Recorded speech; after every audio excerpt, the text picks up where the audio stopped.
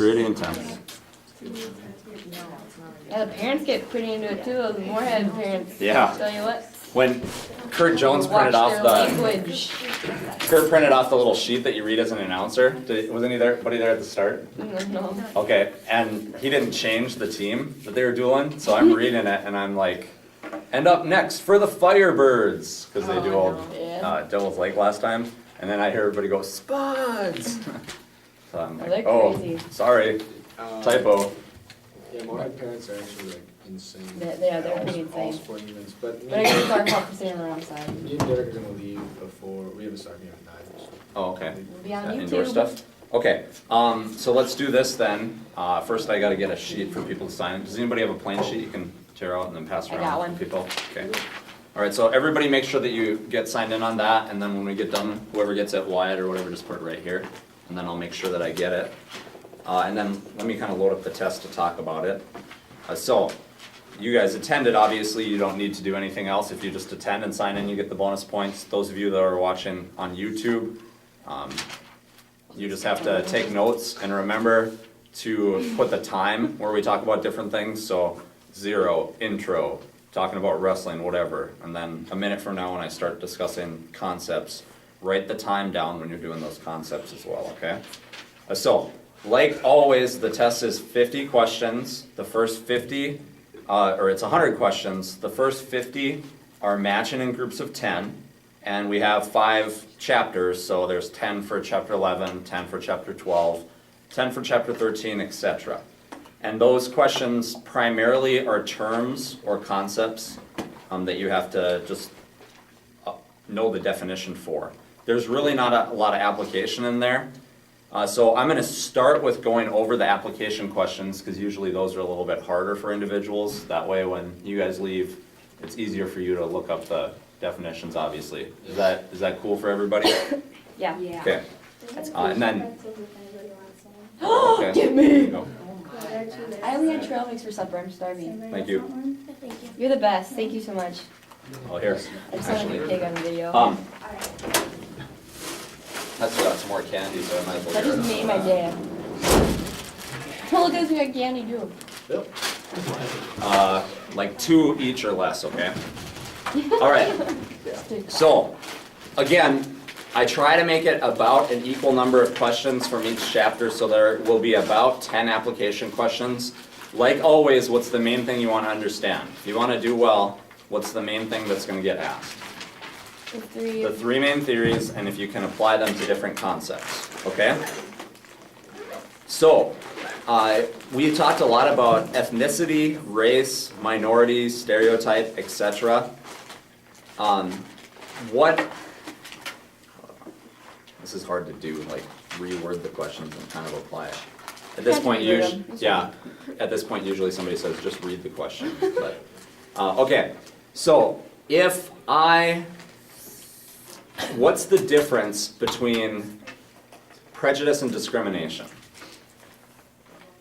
Prejudice is more of a mindset, and discrimination is acting upon that mindset. Okay, discrimination is a behavior. It's the action of discriminating, whereas prejudice is a mindset, okay? Now, what does somebody's ethnic background include? What's the definition of an ethnic background? Like, This would be chapter 11, right?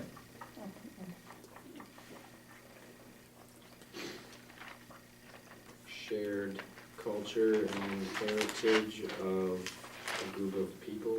Yeah, it's a shared culture and heritage of a group of people that can kind of be based and passed on. It's not the same thing as race, but it often is tied to race so as be well. like your aunt, like your great grandma. Right, it's their way of life. Okay. Yep, so if you want to go like hardcore race, race as defined in the text is a culturally constructed category based on birth that some people deem important, okay? So the example I think I used in class for that to explain it was, what's the jungle movie with, no, with the guy that plays Iron Man, but he's really an African American guy. Tropic Oh. Tropic Thunder, okay. So everybody acts in relationship to the guy in Tropic Thunder as if he's African American, but he's really not, okay? So the way what I just explained to you, what type of analysis was that? Was it a Single. functional, conflict, or SI analysis? SI. An SI analysis, because what matters is how people analyze it. Okay, good. All right. Let's see. When you're talking about a minority, for a minority status, does that have to be a group where there actually are less numbers of people involved in it? No. Is it always a statistical minority? No. So what's the key issue? If you had to summarize it in one word, what's the key issue when trying to determine a minority? Power. Power, yeah, difference and power, I would say.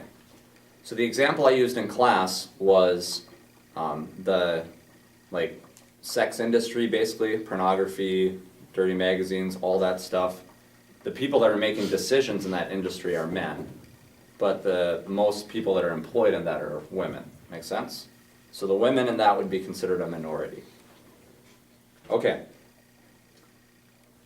One of the things that they analyze over time is what they call social distance. Basically, it's a perception of difference between people.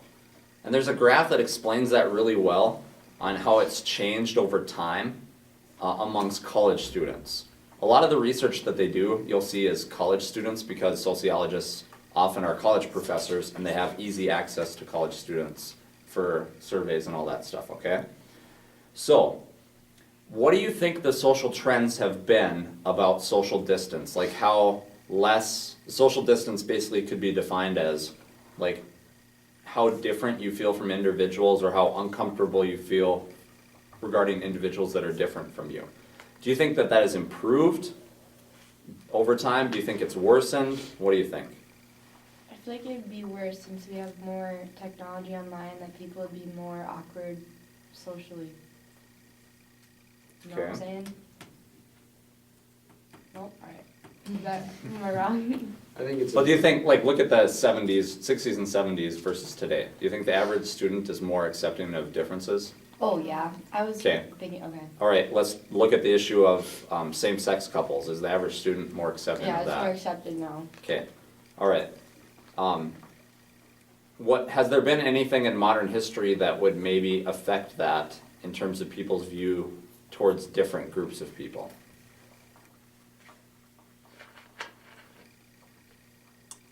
Yes, Yeah, like. Yeah. Okay, so like World War II, a lot of people were prejudiced against Japanese people, right? Because of some of the events that happened with Pearl Harbor, okay?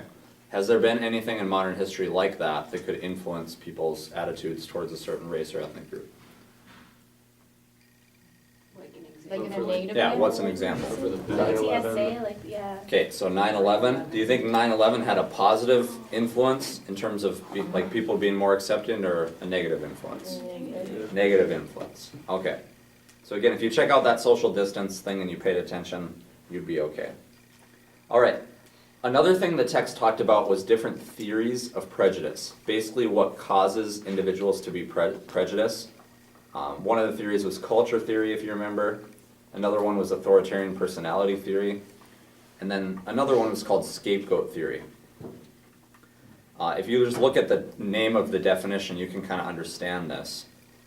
But from scapegoat theory, what do they believe causes prejudice in effect? Someone they can blame. Okay. Someone that's like inferior then, or I mean not inferior, but has less power, maybe. Okay, yeah, that's part of it. You pick a group that has less power, that's perceived as different, but then what else? What's kind of the first thing? So you have to have a problem.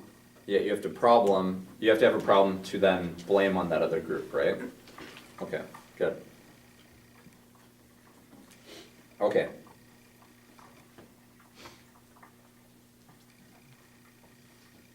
Okay, in class we also talked about economic factors of production. We talked about 3 different sectors of the economy. The primary sector, the secondary sector, and the tertiary sector. The primary sector deals with what? People that get the resources to, or like get the resources, natural resources. People that actually harvest the natural resources, so farmers and miners where they're actually getting the resources from the earth. Good. Then secondary sector includes what? Making those resources into something usable. Making the resources into something usable for individuals. And then the tertiary is what? Services. Service industry, okay? So be able to identify like examples of that, and if it says like Sierra's dad is a farmer, what sector does he work in, etc. Okay? So with like getting a haircut, that'd be service, right? Yeah, definitely. Okay, Yeah. Okay, Good job, Dad. thanks. if you are in a, let's say, a European country that has a primarily market-based economy, but also has an extensive amount of social welfare programs, what concept did we talk about that best fits with that type of country? Mostly market economy, but with a lot of social welfare programs. Like democratic welfare or something like that. Yeah, you're close. Okay, if it's a market-based economy, what's that first? Break it down into parts. What's that? Starts with a C. Capitalist. Capitalist. Okay, and if you have a bunch of social programs, what are those called? Welfare. Welfare. So it's called welfare capitalism. Okay. Now, what's the difference then between welfare capitalism and state capitalism? And state capitalism? Yeah. There's just not welfare programs, or at least less of them, less money spent on welfare programs. Is it more of like state controlled rather than State control of what? money? Funding for programs. No, state capitalism can be different than welfare capitalism. Basically, welfare talks about the social programs. State capitalism talks about how the governments work with businesses, okay? So in state capitalism, that's a system where the government is working closely with businesses. They might not totally take it over, but they do things to support the businesses or guide the businesses or regulate them quite a bit. Whereas welfare capitalism is talking about individuals more so, okay? Another concept we talked about in chapter 12 was different forms of authority. If you remember, there were 3 general types of authority. So authority, if you can remember, is viewed as like a form of power that people perceive as legitimate. Like individuals, for whatever reason, have a reason or have a justification for being in power, okay? What were those 3 forms of authority?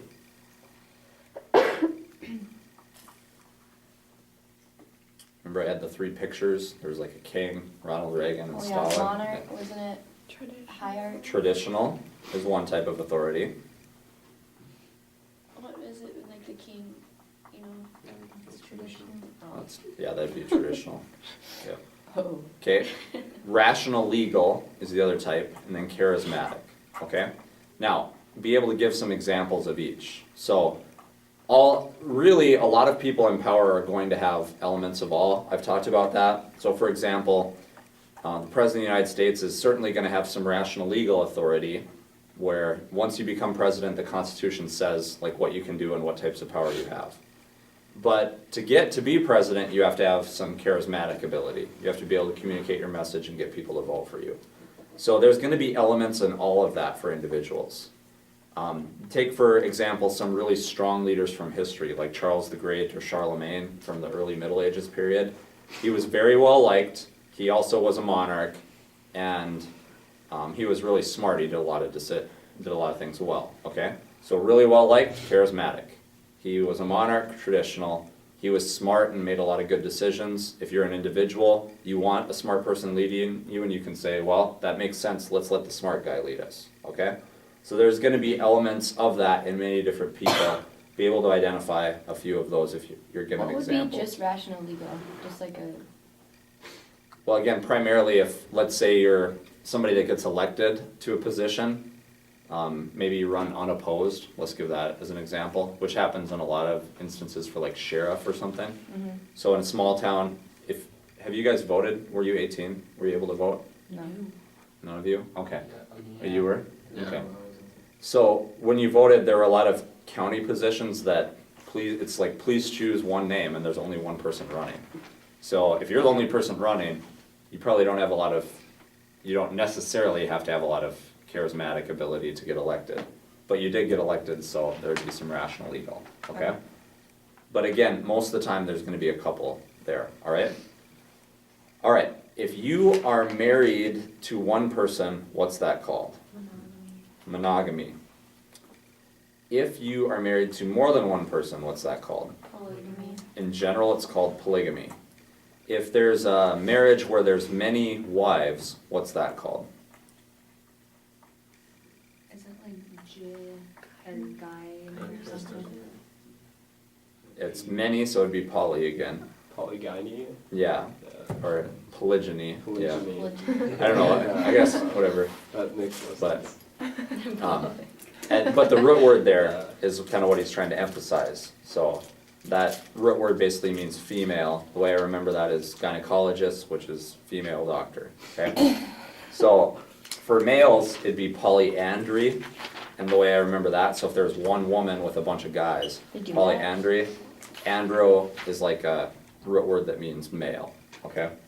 So there's a male hormone that's like a derivative or a, I don't remember what the biology term for it is, but like a precursor or something to testosterone, that has andro at the start of it, okay?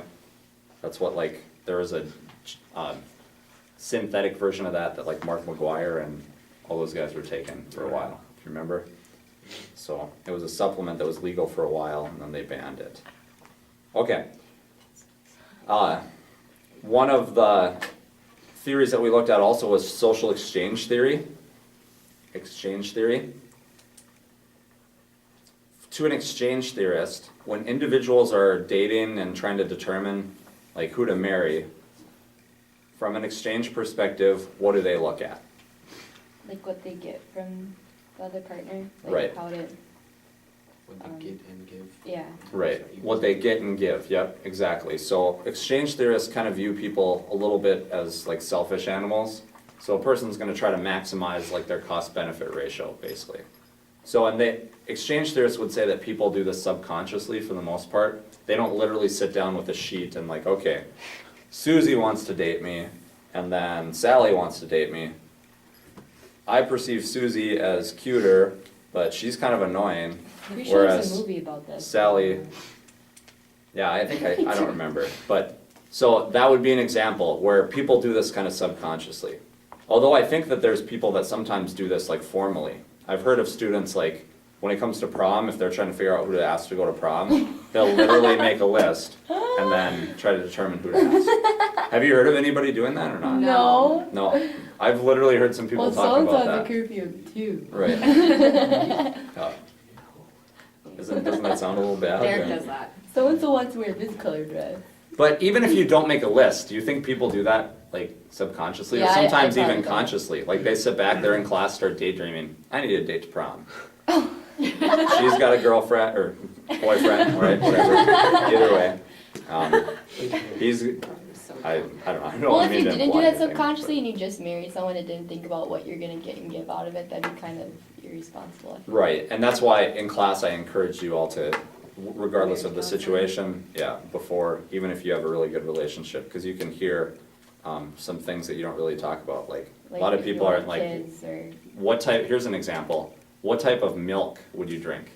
Okay, Like, well, I I know think some- that is a deciding factor in marriage. right, but it's Like not your necessarily a deciding factor. Buy both kinds. But yeah, but there's some people that live on budgets and it's difficult. So I know a couple.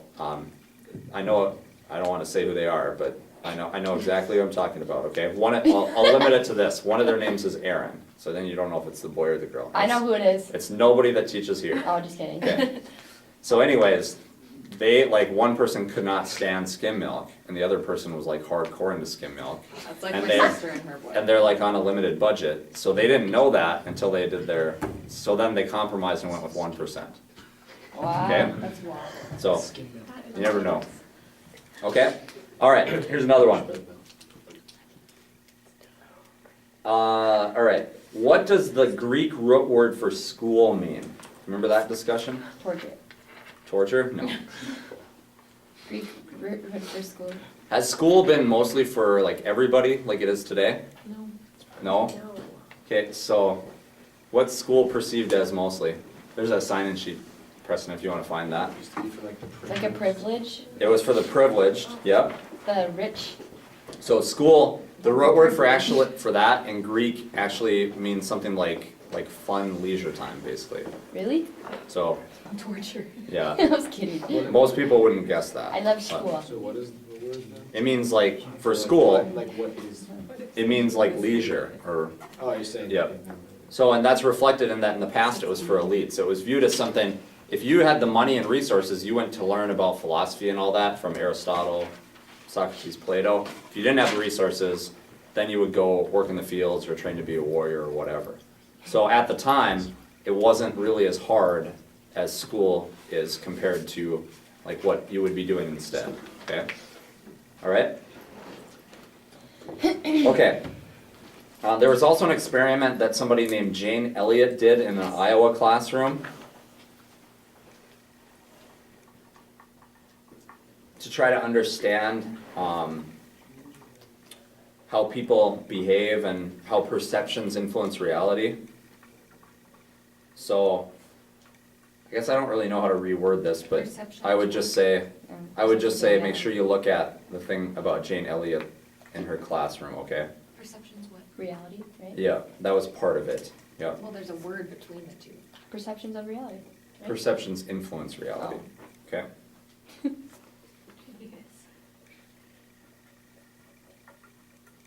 That was Jane Elliott. Okay, if you remember, we talked about the age-sex pyramids. I had you guys look those up. In countries that have like fairly high population growth rates and fairly high death rates, what do the age-sex pyramids look like? Are they like even all the way up, or what do they look like typically? More like the pyramids are more triangular. Right, That has so a high death rate. and- big base, Yeah. and then they get very narrow, okay? As countries age, what happens to it, the age-sex pyramid? It's divided in the middle. Okay, yeah, it starts to kind of level off, okay? All right. I'm looking at the test here, I wanna, So you said Pull if they have a those on. high death rate and a what, it's more triangular? high birth rate, High birth rate. both birth and death What rate. is it called when they like even each other out? Zero population growth? Yeah. Okay, we talked about this in class today also, the different types of social movements.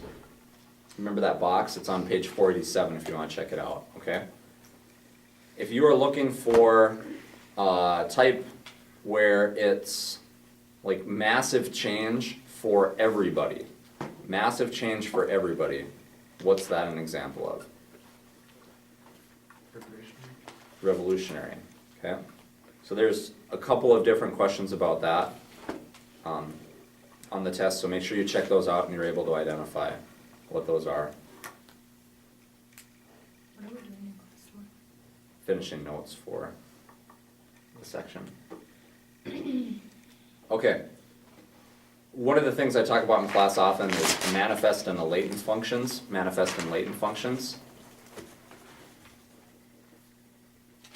What was a latent function of introducing laws called no-fault divorce laws? Where basically you could just say irreconcilable differences. You wouldn't have to say that somebody was abusive or unfaithful or whatever. What was a latent function of that being introduced in the United States? Higher divorce rate. Yeah, higher divorce rate.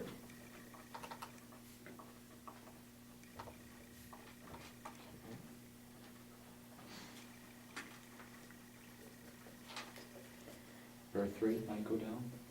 What's going? The birth rate might go down. No, well, maybe, yeah. Okay.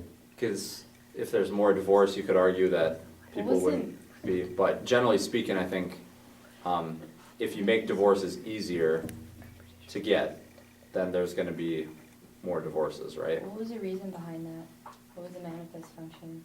Well, the manifest function would be to allow people to get out of marriages that are tough, to make About it having easier for babies. them to get out, Okay. yeah. Okay, we also talked about something called affirmative action, This makes me so mad. I don't like talking about it. one of the hot button issues. But, okay, in essence, what is affirmative action? Giving,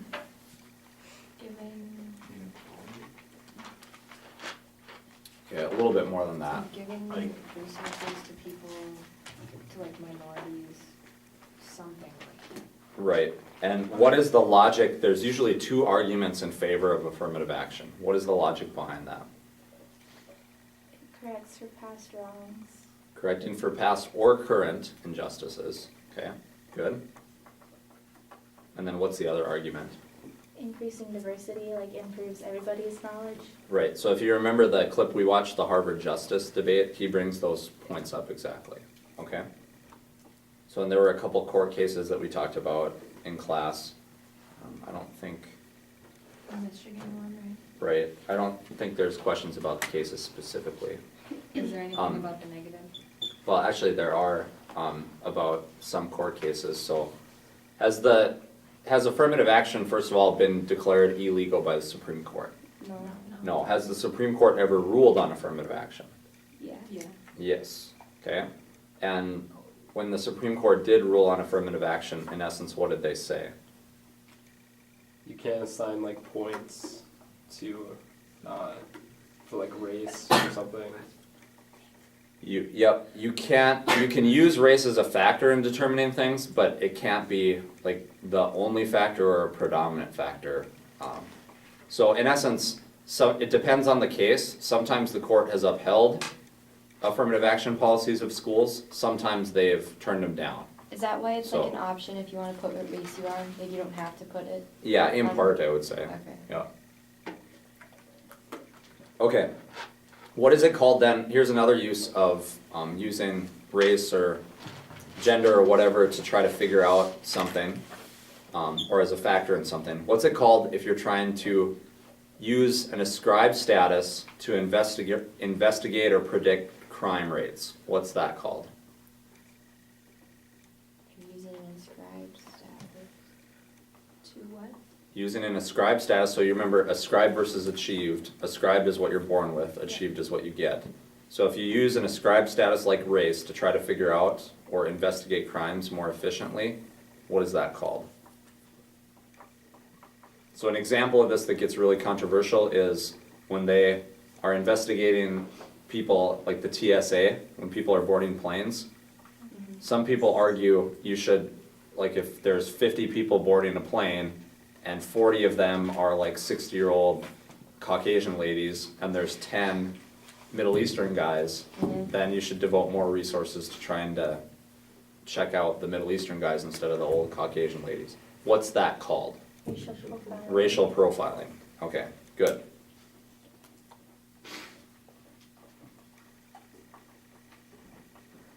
Okay, Couldn't that also be prejudice because you're thinking? yeah, it could be. I guess I was referring directly to the Okay. the you practice of it. Wouldn't, you wouldn't put a trick question like that on the test, would you? Maybe. I'm not quite that mean. Right. But yeah, that's one of those things where you have to look at what's the best definition. I know you hate those kind of questions, Oh, but you're gonna see a lot of those when you get to college. You're gonna That's see a awesome. lot of those when you get to college. great. I got So, my acceptance she's letter like- today, just so everyone knows. But what do you say?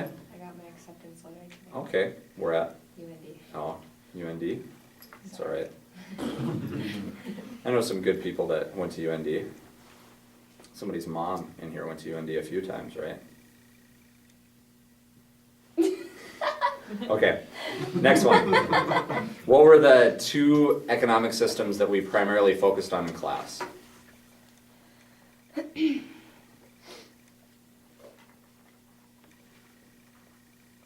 Capitalists and socialists. Capitalism and socialism, good. So, although this is a scale, right, I don't think of any countries now that are entirely capitalistic or entirely socialistic, okay? But in general, which one has more government control of things? Socialism. Socialist, good. Okay.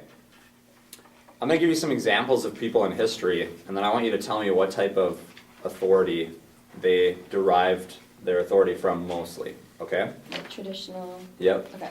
Okay, so Vince Lombardi, one of the best football coaches of all time. Confucius, Mao Zedong, Martin Luther King. Yeah, that should be good. What do you think? Okay, Martin Luther King, wouldn't that be charismatic? Charismatic.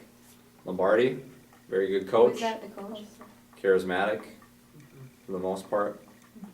Okay, Mao. Mao was the leader of the Peasants' Revolution in the Chinese Civil War that became the communist leader. So the average peasant person liked him quite a bit. So for him, I would say charismatic also. Okay? How about Would you say most Confucius? presidents of the United States?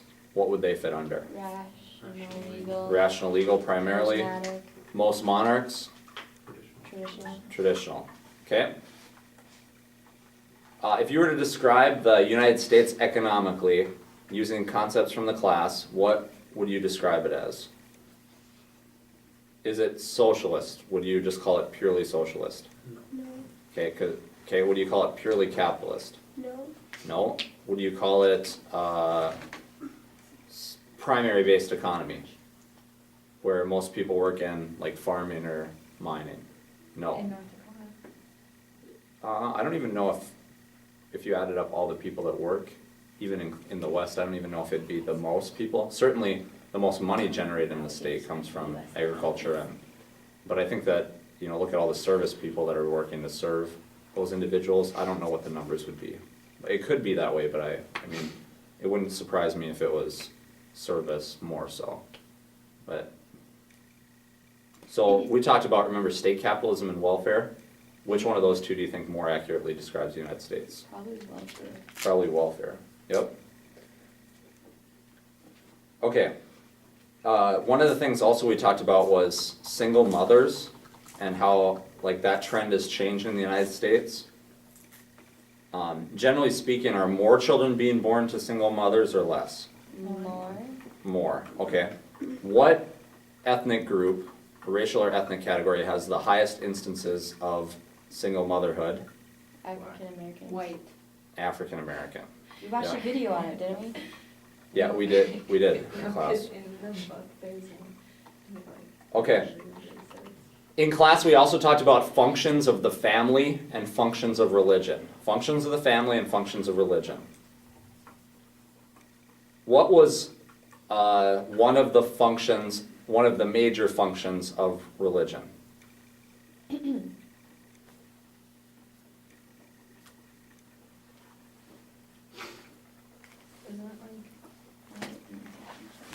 Isn't it like having something to live for, or is that Meaning just of like life.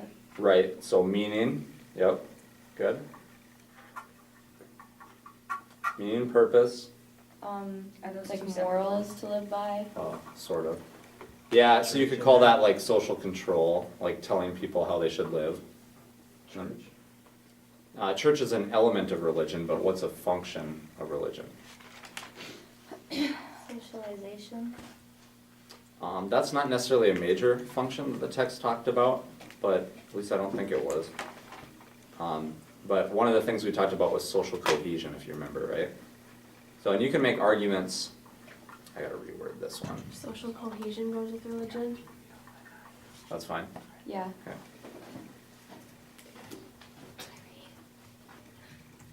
Okay, yeah, I'm gonna reword that because I wanna make it a little more obvious, I think. That's kind of mean. That was kind of But- a tough one. Are we doing the family ones too? Yep, okay, look at family. What's the main function of the family? Love. Support. Okay, support, or what's the other one they talk about? Uh, Socialization. oh. And then the third one the text talks about is the transfer of resources and property. Isn't there four? I don't- That's what the essay says. Right, okay, what is the fourth one now? It's escaping me. Transfer of resources and what? Okay, transfer of resources and property, socialization, support, and what's the fourth function of the family? Is it, I don't remember right now, actually. Anybody? oh, look, what chapter? Chapter 13. Family.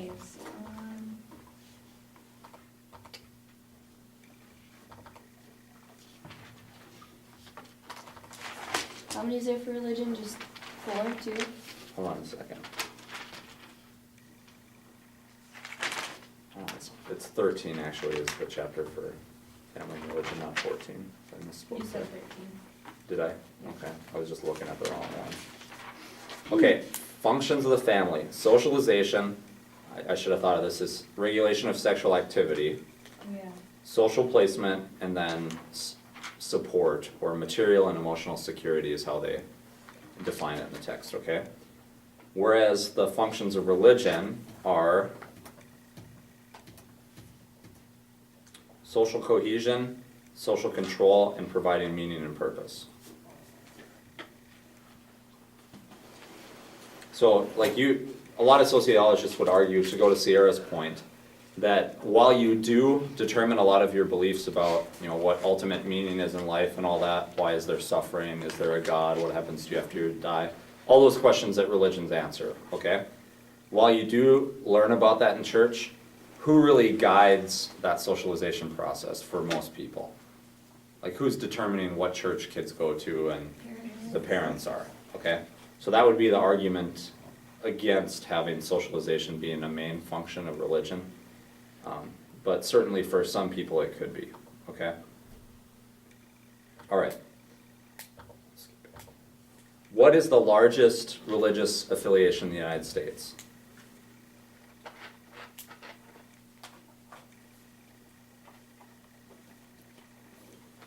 Is it Mormon?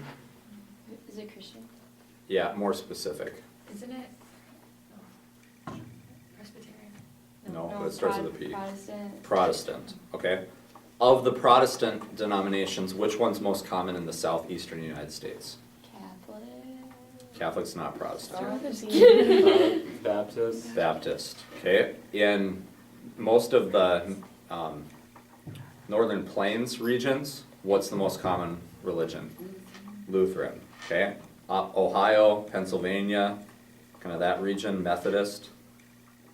Utah, Mormon, okay? Okay, we talked about, for a lot of things, manifest and latent functions. What are some manifest functions of education? Manifest? First of all, again, what's the difference between manifest and Well, latent? manifest is what's intended, and latent is what's not intended. Okay, so are latent functions always bad? Not always. No, okay. The So- manifest purpose of school, is that what you said? Yeah, give me an example of a manifest function of education. Education. Yeah, To so be more ready- specific. To prepare you for the workforce. Prepare you for the workforce, okay? Make you more well-rounded. Yeah, create people that are more well-rounded, like Social interaction. that can that's- be, oh, okay, yeah. socialization, and that people that can interact in a society, like be good citizens. So those are some of the manifest functions of education. What are some latent functions? Should ask the guys in the back. Childcare? Okay, childcare, yep. It's kind of socialization again, relationship-wise. Okay, yeah, learning about how, like dating relationships should go, or finding significant others, good. Okay, all right. Where are the school districts that perform the best, and the ones that tend to have like the best teachers and most highly qualified teachers and all that? Where are those located in the United States mostly? Are they rural areas, like the small center towns? of urban areas, suburbs? Where are they out of those three? Suburbs. Suburbs, okay. Which areas tend to do the worst? Is that urban, suburbs, or rural? Urban. Yeah, urban, major urban areas. Rural areas, remember we looked at some of those stats for test performance for small towns? And the small towns like kick the crap out of, And not then- you guys necessarily, but West Fargo students We as a looked whole. up beach, that's where you went, didn't you? Right, right. And they had like the home on the range kids and they were so better than us. Well, but a lot of the home and range kids didn't take the test because once, as you age, you tend to leave that. So for example, when I was a freshman, we had 72 students in my class. Oh my gosh. When I graduated, we had 42. And it wasn't that, like, that many people from Beach dropped out. I had maybe one or two people that were not home on the range students that dropped out. Everybody else, even if they were there, for the most part, once they turned 18, they kind of get the option to leave. A few of them will stay just because they've been there for so long, they have friends and all that. But for the most part, most of them, when they turn 18, they're gone. Because it is a very like structured environment. You live in a dorm, they lock the doors, they have like bedtime, because it's like a step below prison basically. Because you don't, most people willingly don't go to home in the range. It's like you got caught selling drugs or something and then you have to go there, okay? Okay. What are two of the things in the country that have increased as a percentage the most in recent years? So, you know, they talk about like cost of food has increased by this percentage, cost of electronic goods, cost of whatever. Gas. No, We're not under actually. three. Oh, we are? And gas is so, like, it changes so much that that's kind of hard to measure. Well, food, right? No, not necessarily. How come my parents could buy like a candy bar for like 5 cents? But now it's like $1. Yeah, but there's something over the last 5 or 10 years that's increased in price way more than food. Education. Education costs, so you guys are gonna get used to that. When I went to NDSU in 1999 in the fall, I got my first semester bill, and my tuition was $1,400. Are you kidding? $1,400. Did you dorm? That was just tuition, and then the room and board was probably another $2,400 or something. Tuition now is 7,000 at UND. Yeah, it really Which is still depends. good. But then you have the fees also. Just tuition was like $1,400 Plus for room me. and board. I'm gonna pay like. But so education's one thing. What else? If you think about this, you know easily. What's increased as cost? I feel like this is really. I spent a lot of money on this over the last couple of Medical. years. Medical. Oh, duh. Yeah, medical. I only do and that because of your daughter. baby and injuries and Natalie deciding to dive off of couches into coffee tables and all that. Diving coffee. The bill for that, we have insurance, but if we had to pay it out of pocket, it would have been $1,400 for something like that. Emergency room visit automatically is so much money, plus then the, visit from the doctor, stitches, follow-up Aren't there a care, lot of people who all don't, who live without health insurance too? Yeah, that's one of the arguments in favor of the healthcare system, okay? Okay, let's talk about the healthcare systems now. In countries that have nationalized healthcare systems paid for by tax dollars and run by the government, right? What are some of the benefits of that? In most instances, what are the benefits of those systems versus non-nationalized systems? There's more people to divide the cost, so it's Okay, there's more people in the system, so everybody gets access. And then, that really varies from country to country, but that's one of the arguments that people talk about it costing less. And certainly if you look at like total dollars spent on healthcare as a percentage of the economy, some countries that have nationalized medicine do a lot better than we do. But that's one of those variables that I think sometimes it's good to compare and sometimes it's not. So for example, in the United States, we have really high obesity rates, right? So, and we have fairly high like alcohol and substance abuse rates and fairly high smoking rates compared to many European countries. Certainly that's going to lead to higher healthcare costs, right?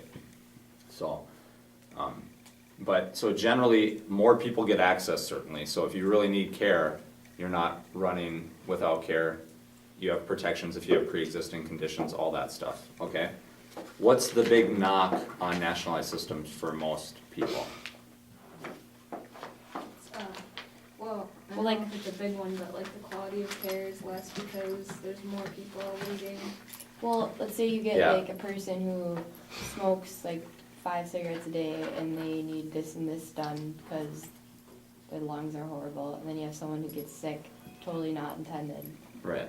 Then that your money's being spent on that person who abuses their rights. Right, and that's an argument even in certain health plans now. I know some businesses actually will say, we won't cover you if you smoke.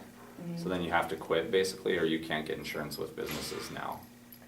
That's what some businesses in the US do. I remember seeing a story about that on, I don't know, CNN or 60 Minutes or whatever.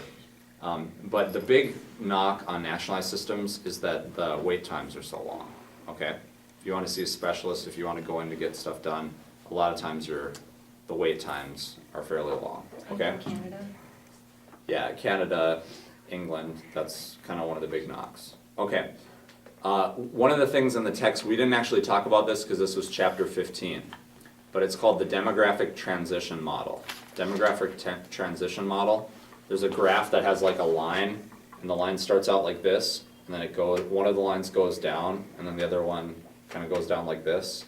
So if you've seen that graph, that's talking about the demographic transition model. So, in countries that are in the last stage of the demographic transition model, those are countries that are really industrialized, have been industrialized for a while, and have shifted to primarily service-based economies. What tends to happen in those countries regarding fertility and mortality rates? So fertility would be birth rates, mortality would be death rates. Lower birth rate. Okay, lower fertility rates, and then what happens to death rates in those countries too? Yeah, lower. That's the tendency, okay? When people start out in the demographic transition model, typically they have high instances of pregnancy, high instances of fertility, What is this? and then also The first stage. high instances of death, right? And then as conditions improve, fertility stays high, but death rates start to drop. Okay, that's where you see that real rapid population growth like we talked about with the age-sex pyramids, okay? 4 other concepts we talked about in the last chapter were Gemeinschaft, Gesellschaft, mechanical solidarity, and organic solidarity. Okay, Gemeinschaft, these are German words. They were developed by some sociologists like Ferdinand Tönnies. The way I remember this, Gemeinschaft is like more rural, and Gesellschaft is more urban, where people come together based on like self-interest, like they want to go shopping or whatever. So at the middle of the word Gesell is the word sell, and I have no idea if that's like German for something. You know what I mean? It's just a heuristic, it's just a mental trick that I use to remember stuff, okay? So Gesellschaft tends to be in larger cities where people might come together and associate with like their coworkers, but it's not that close by in like rural areas, okay? So when you talk about Gemeinschaft, Gesellschaft, the 2 other concepts that are related, just kind of phrased a little differently, are mechanical and organic solidarity. Which one of those 2, mechanical or organic, is more related to Gemeinschaft? Organic. Mechanical. Mechanical. Okay, and I remember that because in the middle of mine you have the word mechanical and they both start with an M, okay? So those 2 tricks would help you a little bit, but also if you want to look those up to understand it, that certainly would be a good idea. In class today we also talked about sources of cultural change. What are the 3 examples of sources of cultural change that we talked about in class? The 3 sources? Invention, discovery, and diffusion. Invention, discovery, and diffusion, okay? So let's say that like a family moves over here from Japan, and you know they speak English fairly well, but they're definitely Japanese in ethnicity and racial background. You start hanging out with them quite a bit. And because of that, you start using words that they use that you didn't really know before, and you start Diffusion. dressing like that. What's that an example of? Diffusion, okay. And then inventions and discoveries, you guys obviously understand that. Okay, which theory of social change would try to analyze the movement for same-sex marriage rights and how like same-sex couples are frustrated because they don't have the same access as other individuals?